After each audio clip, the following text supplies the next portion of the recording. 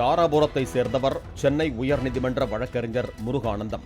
மாற்றுத்திறனாளியான இவர் கடந்த ஆண்டு கூலிப்படையை ஏவி கொலை செய்யப்பட்டார்.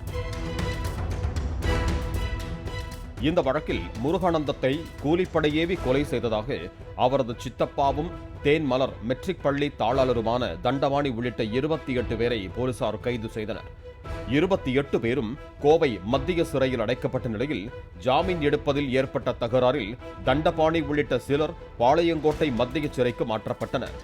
இந்த நிலையில் இந்த கொலை வழக்கின் முக்கிய சாட்சியான தாராபுரம் கணபதி பாளையத்தை சேர்ந்த கடலை மில் உரிமையாளர் தங்கவேல் என்பவரை கேரளாவைச் சேர்ந்த 3 பேர் கொண்ட கும்பல் கடந்த வாரம் அரிவாளால் சரமாரியாக வெட்டி கொலை செய்ய முயன்றது பெரும் அதிர்ச்சியை ஏற்படுத்தியது.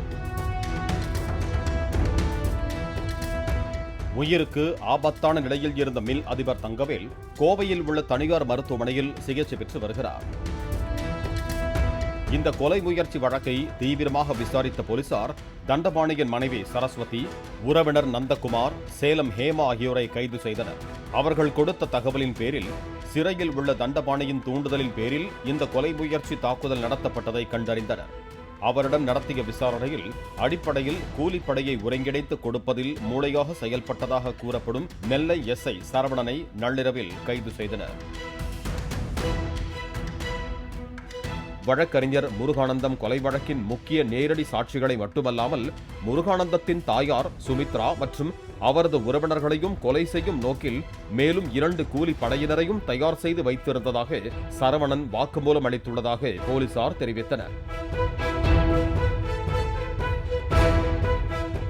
நெல்லையில் காதல் விவகாரத்தில் ஐடி ஊழியர் கவின் கொலை வழக்கில் மகன் சுர்ஜித்துடன் கைது செய்யப்பட்டு எஸ்ஐ சரவணன் சிறையில் அடைக்கப்பட்டிருந்த போது பல்வேறு ரவுடிகளுடன் நெருக்கமான தொடர்பு ஏற்பட்டதாக கூறப்படுகிறது.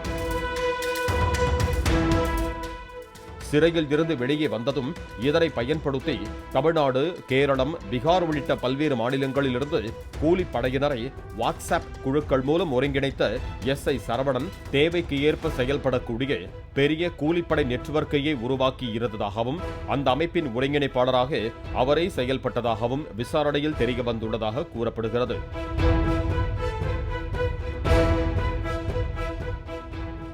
ஒவ்வொரு ஒப்பந்த கொலைக்கும் கோடிக்கணக்கில் பணம் வசூலிக்கும் சரவணன் அந்த பணத்தை குழுவினருக்கு பிரித்து வழங்கும் பொறுப்பையும் அவரே மேற்கொண்டதாக தெரிவித்த போலீசார் தண்டபாணிக்காக மில் அதிபரை கொலை செய்ய கூலிப்படை ஏவியதாக சரவணனை கைது செய்திருப்பதாக தெரிவித்தனர். கவின் கொலை வழக்கில் பாளை சிறையில் அடைக்கப்பட்ட சரவணனுக்கு கடந்த ஜூன் 2026 நிபந்தனை ஜாமீன் வழங்கப்பட்டது. வெளியில் வந்ததும் தன்னுடைய ரவுடி நண்பர்களை ஒருங்கிணைத்து கூலிப்படையை உருவாக்கியதாக கூறப்படுகிறது. இவருடன் தொடர்புடைய கூலிப்படை கும்பலை கூண்டோடு கைது செய்ய விரிவான நடவடிக்கைகளை குற்றப்புலனாய்வு போலீசார் மேற்கொள்ள வேண்டியது காலத்தின் கட்டாயம்.